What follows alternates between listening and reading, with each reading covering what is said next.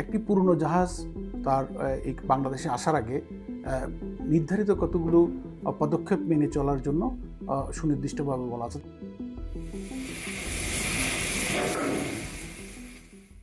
আমি শিপইয়ার্ডে চাকরি করি, কর্পোরেশনে।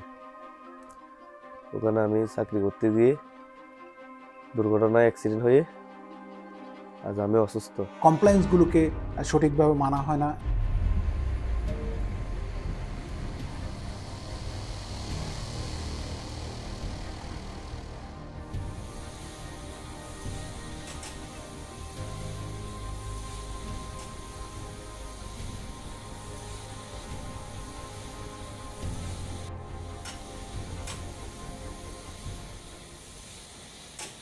আমি বিগত জাহাজে চাকরি করতাম 13 থেকে 14 বছর।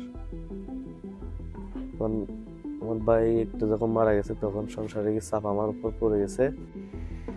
8 ঘন্টা 345 টাকা বেতন, সারাদিন কাজ করে 350-400 টাকা পাই। এগুলো দিয়ে সংসারে চলে না।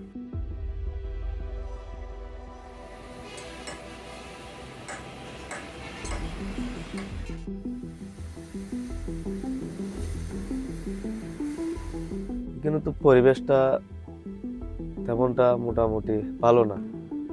গ্লুস হ্যান্ড গ্লুস ওগুলো একদিন দিলে 15 দিন পরে খুঁজতে গেলে বলতে নাই এখনো আসে না, এরকম বলে।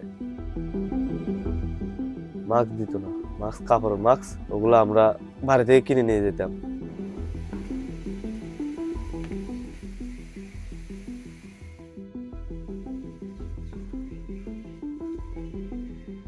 আজকে আমি 8 মাস যাবৎ এই রোগ নিয়ে ভুগতেছি। আমার শরীরে ভাঙ্গা হাড্ডি ভাঙ্গা, মেরুদণ্ড হাড্ডিটা ভাঙ্গা। আমি খুবই কষ্টতে আছি।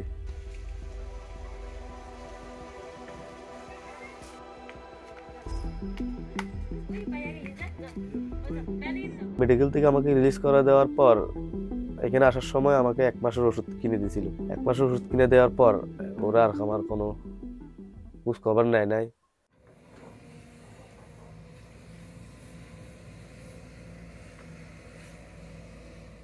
যে এই জাহাজে কি ধরনের সামগ্রী আছে, এখানে বর্জ্যগুলো কি আছে, এগুলোকে ডিক্লেয়ার করা, এবং পাশাপাশি এই জাহাজগুলো যে ইয়ার্ডে আসবে সেই ইয়ার্ডে কোন পদ্ধতিতে কখন কিভাবে এটাকে কাটা হবে, কিভাবে এটার ব্যবস্থাপনা হবে, এই বিষয়ে আগে থেকে ডিক্লেয়ার করা এবং সংশ্লিষ্ট সরকারি বিভাগকে এগুলো জানানো। যে শিপগুলো আসছে অবশ্যই সেই সেন্ডিং যে কান্ট্রি অথবা কোম্পানি তাদের অনেক দায় আছে, এই জন্য বাসেল কনভেনশন আছে।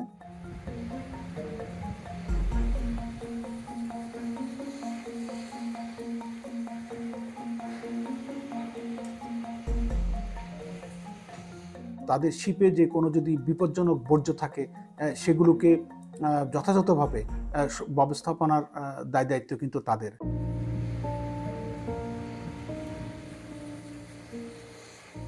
দক্ষিণে আছে, এখানে যেখানে মাছ, আমাদের এখানে মাছ নাই, খাস নাই, খাম নাই, ব্যবসা তো এটা আমাদের এইটা তার কিছু নেই, কোনো তো মেল ফ্যাক্টরি নেই, কিছু নেই।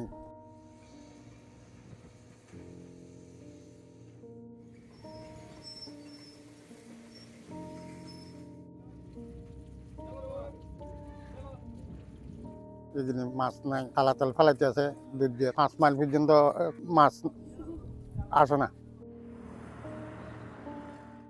কি করে চলবে?